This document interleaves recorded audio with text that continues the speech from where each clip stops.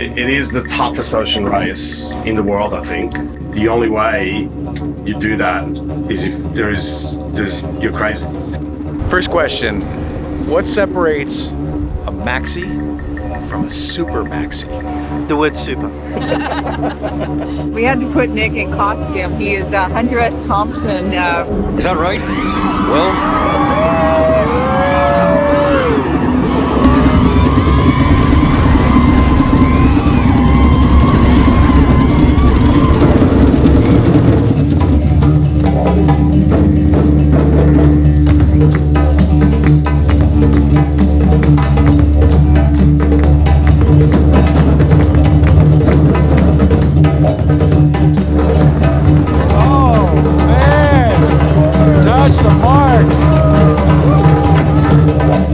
you go on that race and you think, why am I doing this to myself?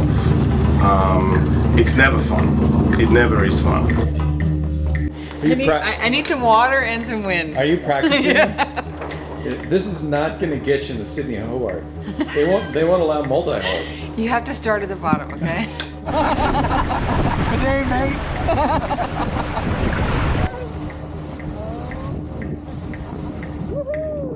Yeah, we're getting ready for the world famous Sydney to Hobart race.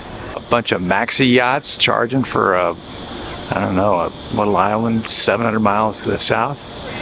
Looking forward to seeing what this is all about. I'm excited to watch this happen. It's looking like a fast course this year.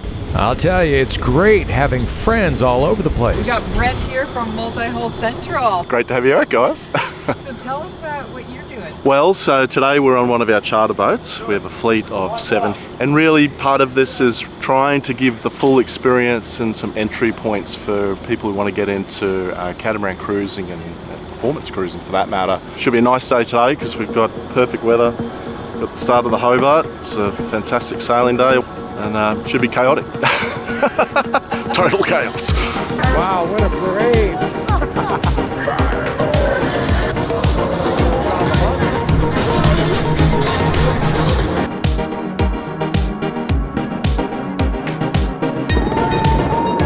If we talk about an annual event, I don't think there's a tougher race than Sydney to Hobart. Racing is like somebody put you in a wooden box with a lot of water and they shook it like that. And when you're in here, you literally, every wave you hit, you feel like the boat's going to break in half. There was a door on the head. I actually went through it with my head. 7 out of 9 people in that crew were down with injuries. People will lose rudders, so hydraulics will fail. Like on a boat like this, a mainsail's $250,000. You can't afford to have a spare mainsail.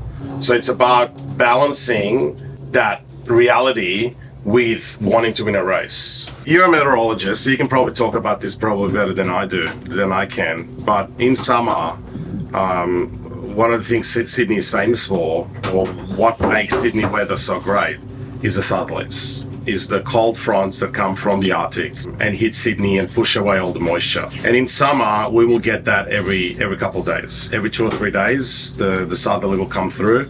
So those southerlies, the wind is pushing against the East Australian current, which then really mixes up the sea. Like we're now talking in tens of meters. We're talking 10, 15, 20, up to the recorded speeds of 30-meter waves across the Bass Strait. It takes a serious machine to stand up to those conditions. Well, thanks for taking the time. First question, what separates a maxi from a super maxi?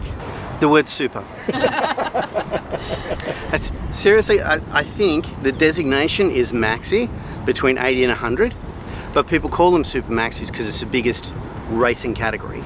But there are only about 15 boats in the world that are talked about as super maxis. This is one of them. The big difference, it's just size, honestly. We tried all sorts of camera lenses to try and give you a feel for just how big this boat is. But walking from bow to stern really gives you that feel. You know, the bigger the size, the bigger the sail area, the faster you can go. You know, the whole coffee grinder thing with, great big young guys with muscles, all of that's gone because, frankly, people are exhausted after 24 hours and it gets dangerous. So what's the deal? These are motorboats. So these are actually motorboats. They don't run without an engine on. because they have to run hydraulics, and everything runs off hydraulics. All the winches are all hydraulic winches, and you can't operate them without the engine running. Everything, every sail we put up has immense strain on it, so things break. I mean, there's just massive loads on everything. This is 90 feet of carbon fiber. What people don't know about these big boats is that they're all development programs. You know, cost $8 million to build. It's all R&D. Yeah, okay, it works out on the computer, but nobody's actually done it before, so they don't necessarily know that things are going to work. I mean, one of the interesting things about this dagger board is we did have an enclosed toilet downstairs, but that couldn't fit with the dagger board. So basically the enclosure around the toilet was torn out, and now we have a little curtain covering that so we can fit these dagger boards. So privacy and comfort are definitely second on a boat like this. There is absolutely no compromise made for people's comfort. It's not unusual to have this boat going 30, 35 knots in 30 knots of wind from sort of broad reaching. Scary fast, frankly. And you can't have people, you know how in the old days you'd have people that have their legs over the side, put the weight over. Well, you can't do that because if the wave hits it, it's effectively going 35, 70 kilometers an hour, and it can actually break people's legs. Okay, how much does this thing weigh? So the whole boat is 20 tons, about 20 tons, but 10 tons of that is in the bulb at the end of the keel. So the whole rest of it, 90 feet, all the carbon fiber, the mast, the sails, everything, about 10 tons. So every little bit, every little wave, you can feel. The engine you can get to on both sides. Okay. We've got this stripped off at the moment because we've just been running through the hydraulics to make sure they're all good, and they are all good. Mm-hmm. You'll notice all these beds on your right. This is where people would sleep, except that's where we put the sails when we're not in port. So, how many beds? You can fit about 14 people. It does get very hot and very loud. Imagine sleeping right there and have the engine right there pumping away. So this is a nav station. Okay. Again, everything is carbon fiber. The seats are carbon fiber, the hatches are carbon fiber. The hull is straight through. That's carbon fiber we're standing on, and the other side of it is water. And everything's pretty open because if anything breaks, we need to get to it quickly. Yeah. This is a hydraulics control board in here. The keel is on a pin, and these push it from side to side so it moves the keel up and back. It can go 55 degrees to one side. So she's won some races? She won the 2004 and 2008 Chicago Yacht Club race, the 2010 Newport to Bermuda race, the 2011 Fort Lauderdale to Montego Bay race, 2011 Antigua Sailing Week. She won the 2012 and 2014 Rolex China Sea race, including line honours and race record, which she still holds, and the 2013 Hong Kong Vietnam race, which again was a record. The 2014 Okinawa to Kai race, which again was a record, and the 2015 Subic Bay to Boracay race, which again was a record. Wow, so this is a boat to follow. We're hoping, right? You know, if we can get the right sponsor, get the right sails, have some time to train the crew, then she can be out there and she can be a top 5 boat.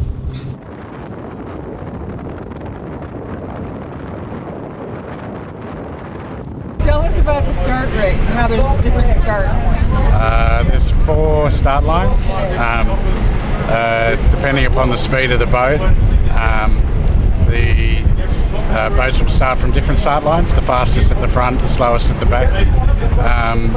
And the ones that start at the front go further north on the harbour before they turn.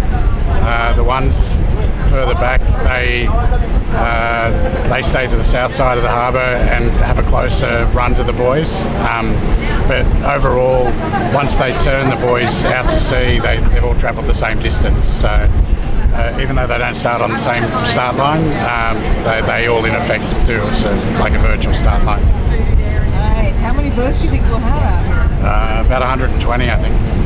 Wow.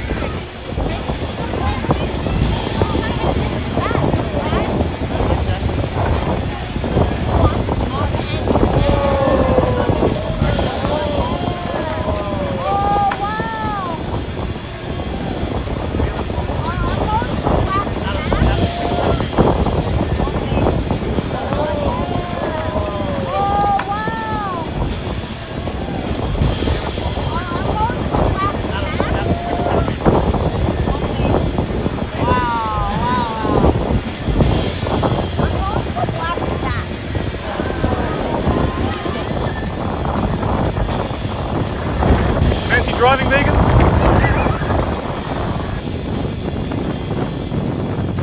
Fire it. Fire it. Comanche, he's almost over. Is he doing a protest? Did a 360. You rented this boat, Tara. You are fully responsible.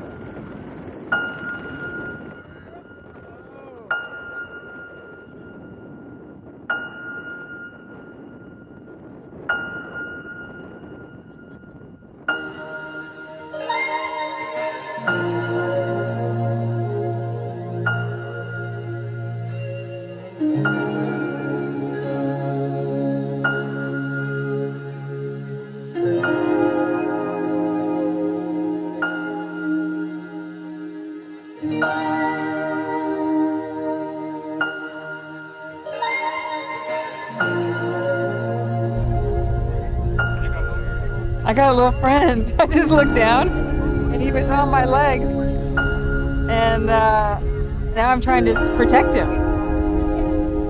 The honeybees are in danger. I think he's got honey all over his legs.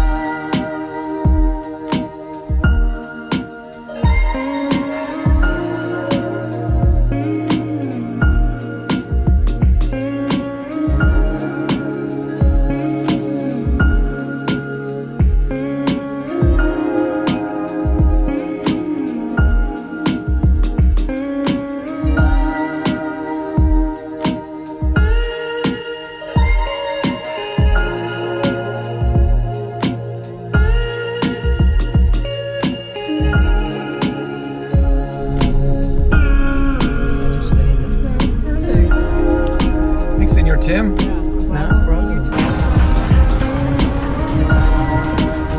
Who's ready for New Year's Eve in Sydney Harbor? I am. Can't believe we get to do this. It's mind-blowing. We're the luckiest people you've ever not met. Our friend Scott Duran is going to host us for the fireworks show here in Sydney Harbor. Somebody said this is going to be the most epic Sydney fireworks show ever. So I don't know what that means. Smiley. Thank you so much. I had this dream last night that I had your hair. I'm not joking, man. I had this dream.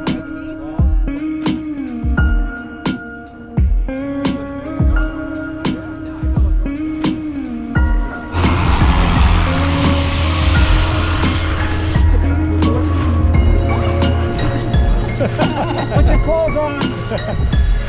Cat. Hi, Cat. There's Mark in the back.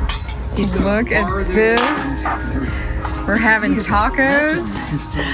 Thank you so much, Kat, for making these for us. So lovely to have you on the boat. Oh, it's so great to welcome the new year with you. How cool is that? So really cool. Excited you're here. We are just so excited. The last day of 2022. Yeah. It's going to be a fabulous year. I got a feeling it's going to be the best year ever. 5, 4, 3, 2, 1.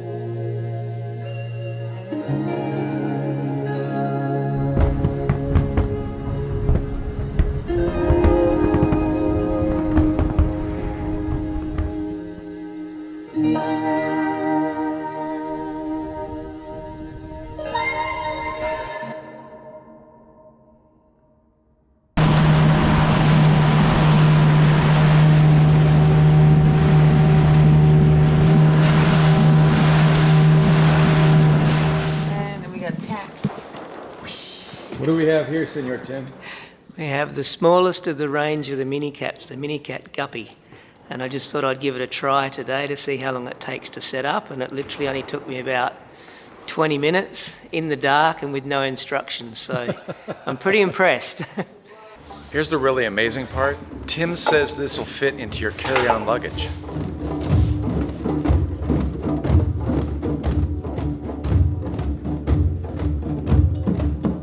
I'm just chomping at the bit. You're really helpful. Let's go. Let's sail. Look at this cute little torpedo engine. How many horsepower we got here? I think it's a half. A little horse. A boom, carbon fibre bowsprit. Wow.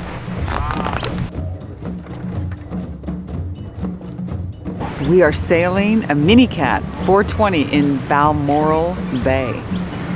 Got about 10 to 15 knots, maybe gusting up to 17. Anything special about this catamaran? I've never seen an inflatable catamaran. I've never sailed one. I've seen one at the boat show. I think it was a MiniCat. And I wanted it then, and now I get to sail it. You want one of these? Yes. Yes, this could fit in the locker. No problem. I know a guy who sells them.